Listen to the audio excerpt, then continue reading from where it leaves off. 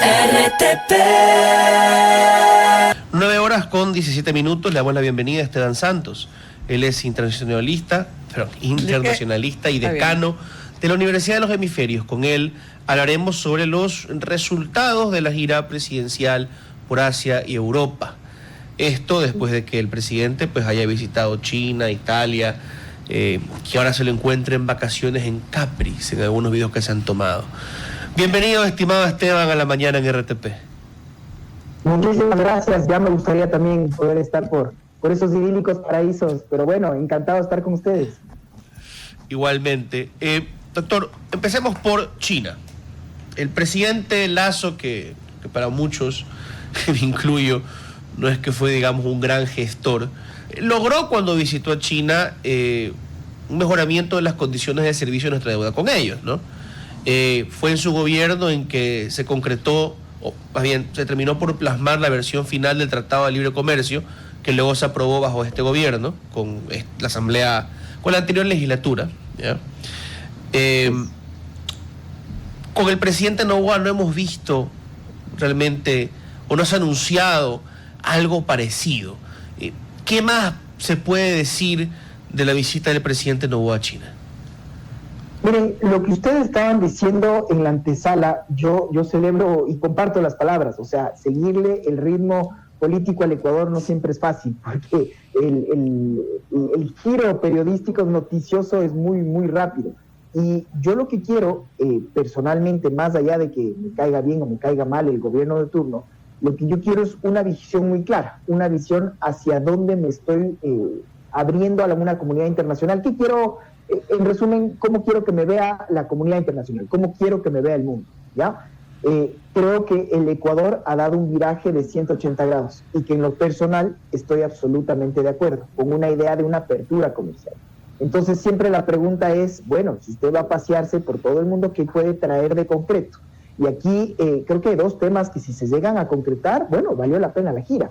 Porque uno decía, mientras estuvo Noboa en la posición de Donald Trump, no van pues los líderes internacionales, y después me invitó a Mar-a-Lago a un evento social. Enhorabuena, decía, tener las mejores relaciones con los Estados Unidos. Pero mientras esto pasa, se recibió una invitación del propio Xi.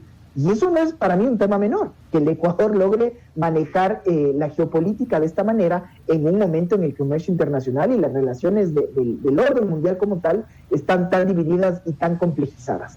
Bueno, de China se saca un acuerdo en energía muy claro, de China Power, por más de 500 millones. Y por eso insisto, si es que eso se llega a concretar como tal, y hoy día la canciller lo anunció en un medio de comunicación, pues eso ya pagaría, en mi criterio, esta gira por China, más allá del hecho de haberse congratulado con la segunda potencia y con uno de los principales socios.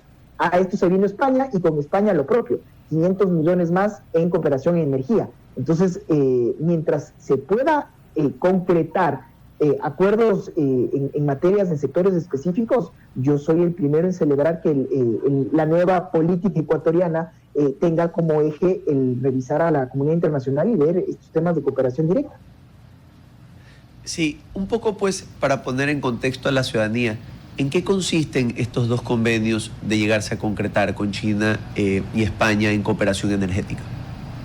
Bueno, lo que ha dicho la canciller, y le seguí hoy de mañana a decir que puntualmente, por ejemplo, con Coca-Cola Sinclair, que es esta mega obra que tiene todavía las fisuras, que tiene todavía los problemas, que China Power se va a encargar justamente de esta gestión. Pero otra vez, es un anuncio macro que dentro de mi trabajo lo que hago es dar este seguimiento a las relaciones internacionales, pero insisto, en el problema que tenemos del Ecuador de todos los años del bendito estiaje y estar esperanzados a qué dice el clima, a ver si es que tendremos o no luz, anuncios de $1.000 millones en temas puntuales de energía, repito, lo celebro y lo comparto. Y a eso, ver hacia dónde están nuestros amigos. No quiero decir con esto que tenemos que pelear con nadie, pero sí en dónde están nuestros principales intereses. Entonces, no es que soy de los que aplauden el que se cierren embajadas, pero ¿qué teníamos que hacer en Bielorrusia o en Irán? y por el otro lado lo que está pasando en Arabia Saudí o lo que está pasando en Marruecos, que hemos abierto estas importantes misiones diplomáticas, que era, repito, en la medida que el Ecuador tenga esta política de apertura comercial, esta política de apertura hacia las inversiones y de acuerdos comerciales, eso es lo que uno espera, y que tenga pues el lado comercial, el lado privado y la academia que puedan estar empujando. Mientras en este marco de cancha, insisto, lo aplaudo, lo celebro y lo acompaño. Aquí una pregunta, doctor Santos. Por favor. Generalmente, cuando hablamos de apertura de mercados y de una exportación y el potencial ecuatoriano, una discusión que hemos tenido en varias ocasiones en este panel con don Ramón, con César, con Larisa, es ¿cómo logro que la inversión primigenia, la que a veces requiero para la apertura de ese mercado, para lograr los volúmenes, tenga estabilidad en un país que en muchas ocasiones es cuestionado justamente por estos tiempos de 3, 4 velocidades políticos difíciles, ¿no? ¿Cuál es ese paso que nos falta cuando generamos alianzas o proyecciones de acuerdos comerciales, particularmente en el que nos encontramos con China, para poder generar sostenibilidad y volumen? ¿Tenemos los volúmenes necesarios hoy por hoy para participar en cualquier mercado, o primero tenemos que prepararnos físicamente y logísticamente para abastecer esas demandas? Mira, es una espectacular pregunta. Yo he puesto siempre como ejemplo al Perú. ¿Cómo hace el Perú, siendo primo hermano nuestro, tuvo 10 presidentes en los últimos 10 años, muy parecidos a lo que ha sido lamentablemente nuestro vaivén político? Tiene una presidenta por la cual no vota ni su familia cercana, y sin embargo logran aterrizar inversiones de más de 3.500 millones de dólares por parte de la China, y ahora se anuncia una igual de importante por parte de los Estados Unidos, y tiene una de las monedas, si no la más estable de toda la región. Uno se pregunta qué están haciendo bien los peruanos, o qué está haciendo bien Panamá, o lo propio Chile. En fin, regresemos a ver las buenas experiencias. Y yo creo que la pregunta del millón, ¿no? ¿Por qué van a invertir en el Ecuador? El país es un país hermoso, sí es pequeño, sí es de renta media baja, estamos dolarizados, lo cual es muy bueno, pero también hace que se encarezcan mucho nuestro costo de mano de obra. ¿Qué podemos dar? Seguridad, sin más, imposible. Seguridad jurídica, qué complicado. Entonces, lo que buscan, en mi criterio, cualquier inversionista, son dos cosas: protección de mi inversión, cómo me vas a proteger lo que sea que voy a invertir, y solución de controversias. En caso de pelea, ¿dónde nos vamos a pelear? Creo que Perú lo entendió muy bien y se abrió a esta lógica de la solución de controversias internacionales. Tiene un banco central que opera de manera absolutamente autónoma al poder central, y los resultados están a la vista. Entonces, por eso les digo que creo que el Ecuador por fin pudo ya virar la página de que se acabó la muerte cruzada, que quién nos va a gobernar, que el fantasma del fraude, que otra vez la inestabilidad política, el salir a las calles, el tratar de votar un presidente. Eso no le hace bien a un país. Nos guste o no nos guste, ya sabemos hacia dónde vamos los próximos 4 años. Y eso para mí es positivo, porque ya te puedes vender a la comunidad internacional como, oiga, este es el prisma hacia dónde vamos. ¿Y cuál es ese prisma? Que queremos acuerdos comerciales, que queremos cooperación y que queremos atraer inversiones. Entonces, mientras sigan estas líneas macro y que podamos copiar las buenas experiencias, creo que el Ecuador está bien enrumbado. Igual es importante, ¿no? Como contexto. Ya lo adelantaba la vocera presidencial hace unos días, y ya ahora la canciller Sommerfeld nos da un poco más de detalles, ¿no? Un acuerdo de 400 millones con China Power, que es la matriz de Sinohydro, con quien el Ecuador tiene un lío arbitral, entiendo, ¿no? Peleando por el tema de la administración y los mantenimientos y reparaciones necesarios en Coca-Cola Sinclair. El acuerdo es que China Power sería a cargo de los mantenimientos y la operación, y recibiríamos 400 millones por eso. No, habría que ver detalles, ¿no? Porque si ellos se toman Coca-Cola Sinclair, si lo cogen a cargo, pues algún rédito deben tener, pero positivo. Y vendrá inversión española de alrededor de unos 600 millones de dólares para energías renovables. O sea, ahí están algunos logros del gobierno, pero ¿qué hemos visto en materia de seguridad, o qué podríamos ver en materia de seguridad a raíz de estos encuentros con China, con Italia, con España y sus gobiernos? Esa es otra buena pregunta. Mira, muy brevemente, y ahora que mencionas de lo de Coca-Cola Sinclair, para mí esta es una parte de la historia reciente, con estas frases trizadas del prohibido olvidar, no nos olvidemos.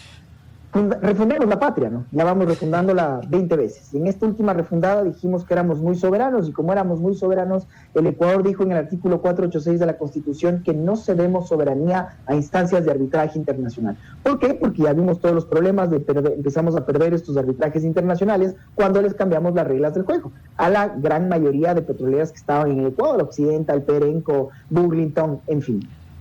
Y después expulsamos a la embajadora gringa aquí en el Ecuador, a la señora Heather Hodge, le declaramos persona no grata al representante de los multilaterales del BID, porque éramos muy soberanos y porque teníamos un precio del petróleo que llegó a bordear los $120 el barril. Bueno, es un commodity, el commodity cae, pero yo ya tenía un estado muy, muy obeso. Ya teníamos el ministerio que coordinaba ministerios, ya queríamos mandar al Pegaso a la luna, en fin. ¿A dónde quiero llegar con esto? ¿Quién nos prestó plata? Y ustedes no me dejen mentir, llegó la China. Pero llegó una China a poner sus propias condiciones, obviamente. Nos dijeron bancos chinos, maquinaria china, obreros de la China que vinieron aquí en Ecuador. Y la más importante, Cámara de Comercio Internacional de Shanghái en caso de controversia. Oiga, pero mi constitución dice, bueno, a ver si usted le pone las condiciones a su prestamista. Y entonces ahí vino este mítico pronunciamiento del procurador de entonces a decir que sí se podía. Y hoy día estamos, como ustedes muy bien lo han dicho, en un arbitraje y tenemos muchos arbitrajes lamentablemente en estas obras emblemáticas que se están dilucidando en foros internacionales. Simplemente esto para que se tome nota de hacia dónde queríamos ir y cómo el mercado te obliga a un poco enrolarte en esta visión globalista. Seguridad es un tema importantísimo, porque por primera vez en el Ecuador finalmente entendimos que ya dejamos de ser la isla de paz. Nos explotó en la cara. Lo que le pasó a Colombia en los 90, lo que le pasó a México en los 2000, estamos viviendo en el Ecuador y sobre todo ustedes en las zonas costeras. Eso es una realidad. Han habido muchos países que se han solidarizado, pero en la práctica yo creo que hay dos países que son los únicos que han dicho en términos coloquiales plata y persona, que nos han ayudado directamente con ayuda militar, financiamiento y con esta estructura para poder trabajar de manera conjunta, que ha sido Israel, que ha sido los Estados Unidos, y veo que ahora con agrado que ese es otro de los resultados de esta gira, que se pudo hablar directamente con un gobierno italiano, con la propia Meloni, que se comprometió en esta ayuda en cooperación. El propio embajador Davoli, a quien tuve la oportunidad de tenerlo en la universidad, él nos ha hablado de su experiencia, de cómo fue la Cosa Nostra, la mafia siciliana, de esa experiencia italiana y cómo lo podemos, cómo lo podemos traspolar a lo que es el problema que tiene el Ecuador. Entonces, ¿qué concluyo diciéndoles a ustedes? Los problemas, para mí, es no entender cómo el crimen transnacional opera de manera transnacional. Y los estados no podemos cooperar de la misma forma. Para mí un ejercicio de soberanía, César, es eso. Entender con quién trabajo, con quién no, y en dónde reconocer como estado que necesitamos ayuda. Así es que en la medida en que el Ecuador nuevamente vuelva a tener esta visión macro, en donde la cooperación sea el aliado estratégico, en donde el Ecuador sea el que diga quién entra, quién sale, pero que sobre todo podamos ya tener estos acuerdos y sobre todo estos resultados que esperamos todos que sean palpables en el corto plazo, para mí, insisto nuevamente, en lo macro estamos haciendo bien las cosas. De acuerdo. 9:30, nos despedimos cordialmente de usted, querido Esteban, y le deseamos un muy buen día. Por favor, siempre a sus órdenes. Un saludo. RTP